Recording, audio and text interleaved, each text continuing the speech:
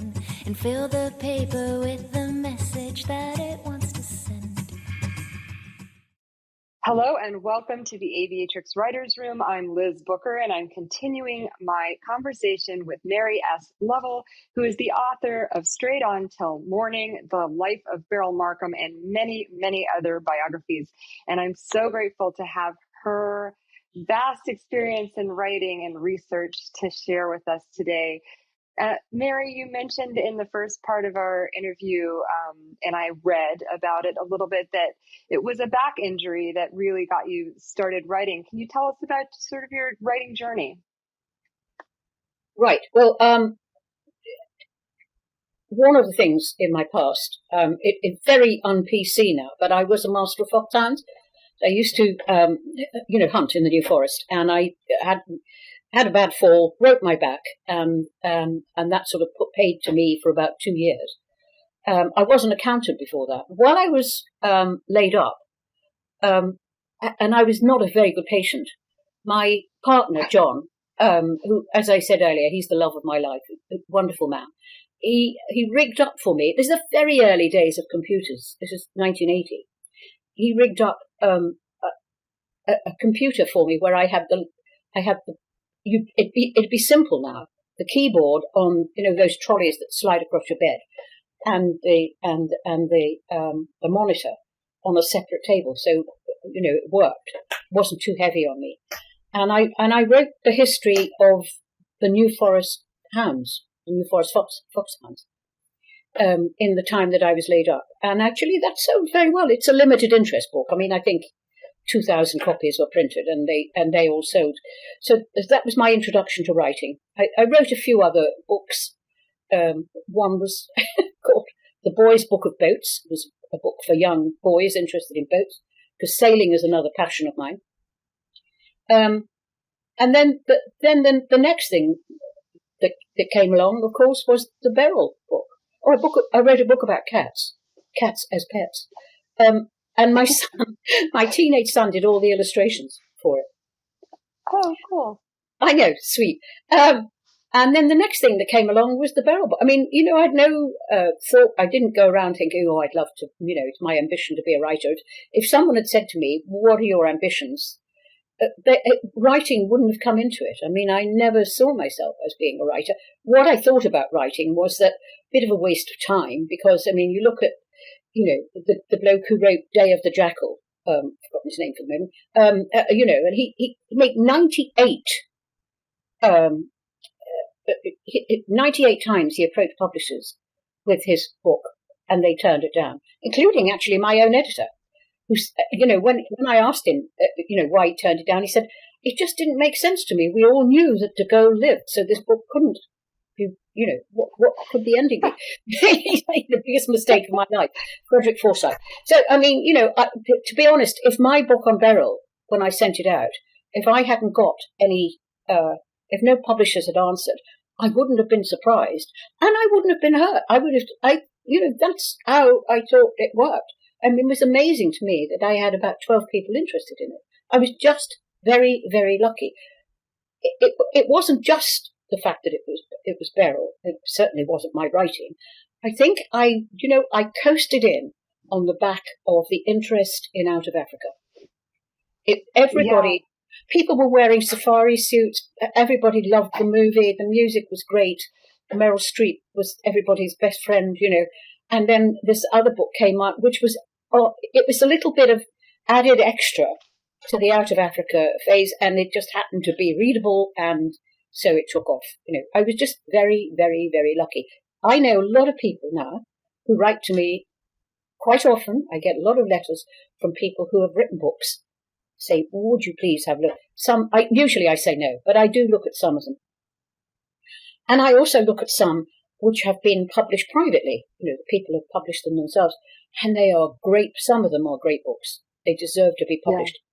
Why aren't they published? I don't know. I mean, perhaps they're not as persistent as Frederick Forsyth, and they're not as lucky as me. If I now have to start writing now and, try to make a living out of it, I don't think I'd succeed.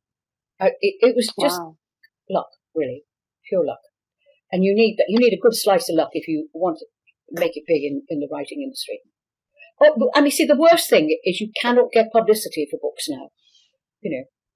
It's too expensive to advertise books unless you happen to be a big name, like Salman Rushdie, and you get publicity. Yeah.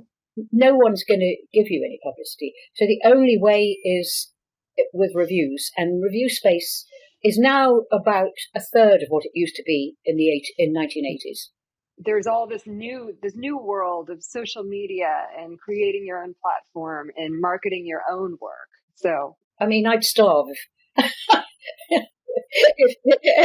I had to do that. You have written all of these biographies, and like I mentioned in my introduction for this one, it is so meticulously attributed, and with all of your back matter, your sources and everything. What an incredible feat to do that kind of research, particularly, I mean, you had the good fortune to have her alive and be able to spend time with Beryl and get to know her, but these other, historical figures who you wrote about. Tell us a little bit about how you approached research for a project like that. Quite often when people say, what did you do before you were a writer? And I say I was an accountant. They go, oh, that's a big jump. But actually, it isn't a big jump. It's a big jump from being an accountant to being a great novelist. But to writing biographies, which is actually history, it is not a big jump. See, I was my accountancy genre was in, like, an executive would come to me because he wanted to, say, take on some new big project, and he wanted £6 million for it. And then he'd come to me, and I would research all of the facts that he gave me, and then I would cost them, and then I would present them in a readable way for the board. I mean, that is actually what writing a biography is. You do the research, you collate the facts, and then you present it in a readable fashion. So really, all of my years as an accountant were really only an apprenticeship for me being a biographer, I think. That's fascinating. No big change. It came very easily to me, and I'm a very nosy person. I love reading other people's letters and other people's diaries. So that was no hardship at all, I can promise you. And the notation, well, that was my training as an accountant. I was meticulous about that. I'm known for it, and I never sort of accept one piece. If I'm writing about something and I make a statement, which might be new information, I wouldn't just accept that one piece of information. I would try to find something which supported it or knocked it down.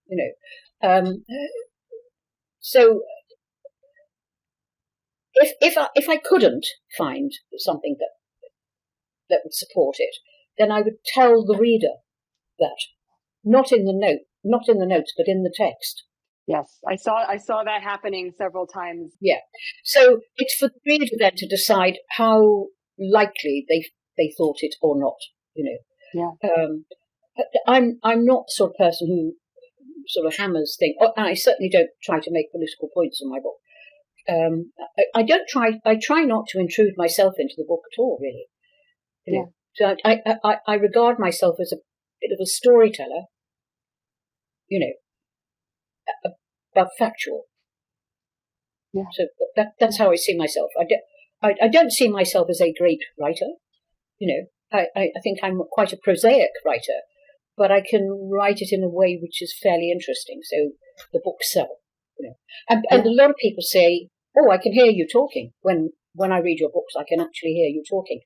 Now, my son says, "I can't read your books, Mum. It just sounds like you talking."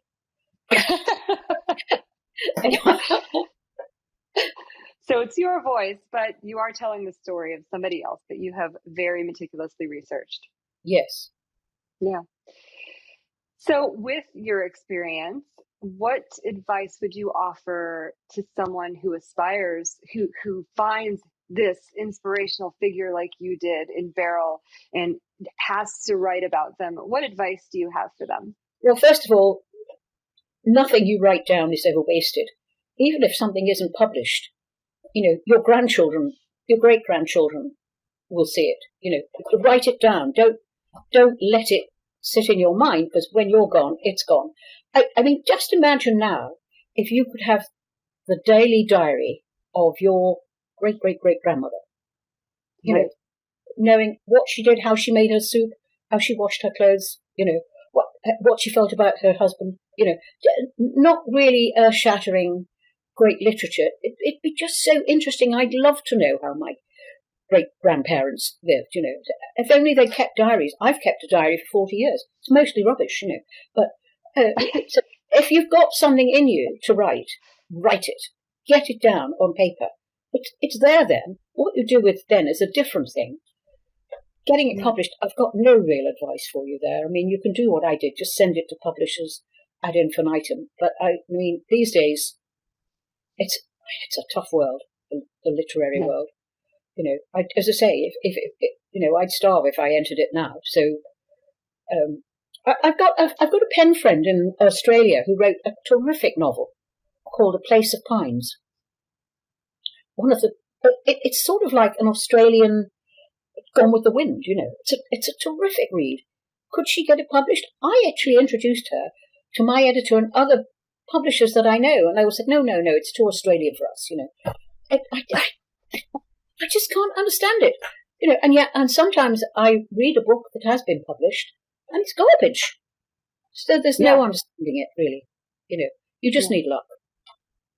Well, and these days there are other options too, and there's like a little bit of democratization in terms of publishing, and I'm not talking just about vanity publishing or self-publishing. We have these other options of hybrid publishing where there is a proper editor and you do pay for their services, but some of them are doing very well in the hybrid publishing industry that may not have been published otherwise. So, no, I know someone like that. This is a man who lives locally, and he writes about sailing. He's got a sort of James Bond type figure, who is he's very knowledgeable about sailing, and he writes. And I'm also a sailor. When I'm reading his books, I'm actually on a boat in a storm. I mean, he just writes so well. He's written 6 now. 6 books in the series, and he's had them all published. And he goes, I think the publisher pays for the publishing. He pays 50% of the printing cost, and he's got some kind of deal with it. I mean, I met him down on the beach the other day for a coffee in the place called the Shack. You say, meet you at the Shack. It sounds a little bit shady, but actually, all it is a coffee shop. So, and I said to him, "Well, how many books have you sold, Richard?" Richard Franklin's his name, and he said, "Over the 6, I doubt if I've sold 2,000." Now, I was really shocked about that. Really shocked. I mean, there's no. He said, "Oh no, it's cost me money. I haven't made any money out of it." But he's now writing the 7th. To me, I can't wait till the next one comes out. Why hasn't this series of books been picked up? I don't normally read thrillers; they don't really interest me. But this interests me because of the sailing aspect. Because of the sailing, yeah. And so if you're writing about flying, as all your people are, I mean, there's a hell of a lot of people who will buy a book just because it's about flying. I would. I had a massive, when I moved to this cottage, I had 4,000 books in my old house. I had to cut it down to 1,000 here. So one of the big libraries that went was my flying library, really. I found someone who specialised in aviation books, and they took the lot. But I mean, I still buy aviation books to read, I don't fly anymore, I should say. I haven't flown really since I've been married 3 times. My last husband was a very highly qualified commercial pilot. And he died in 95. And when Jeffrey died, I stopped flying because there isn't a lot of fun in flying around on your own, It's like going for a drive in the car, isn't it? You go up so I stopped flying then. So I don't fly anymore. I still love aeroplanes. That's very interesting that you said that, and something that I've been thinking about because I retired after flying military aircraft, always with a crew member, at least one in the plane, usually a co-pilot as well, most often. And I've taken up flying recreationally. So the whole recreational flying is new to me. And I've been gliding recently with a friend, and he's in a big rush to get me to solo. And I'm like, well, but I do this because I love flying and because I have somebody to talk to while I'm flying. That's a social activity. I'm that would frighten the knickers off me, actually, gliding. I mean, the whole thing, you're always waiting, making sure the engine's still ticking over, and I mean, that's what's keeping me up there. The thought of being up there. I was terrified. Trust me, I was terrified the first time, but I'm really enjoying it. I'm really enjoying it. So where do you fly from? I live in South Florida, near Miami, and it's very busy airspace here. And so he's found this little spot west of the city where it's nice and quiet, and you go up in the air with no engine, and the radios aren't chattering, and it's a lovely experience. I'm really enjoying it. So, is it south of Miami? This one is due west. Oh, right. Okay. Yes. Yeah. Just the odd crock. Yeah. In case you happen to miss land. Yeah. Yeah, exactly. Trust me, I think about it. Well, Mary, did you have anything else you wanted to share about writing? No. You've given us so much already, and it's been wonderful to talk with you. I truly, and it's such a joy to meet you, and I can't wait to meet you in person. I'm really looking forward. I'm just waiting for the day now when I'm sitting on the beach, and one of the staff comes along and says, "There's a lady asking for you, Mary," and I know it's you. Well, we'll do something a little more coordinated than that, I promise. Lovely to talk to you, Liz, and good luck. Same to you. To save for later, you cannot trust it to come again. To wait for you to find a pen and fill the paper with the message that it wants to send.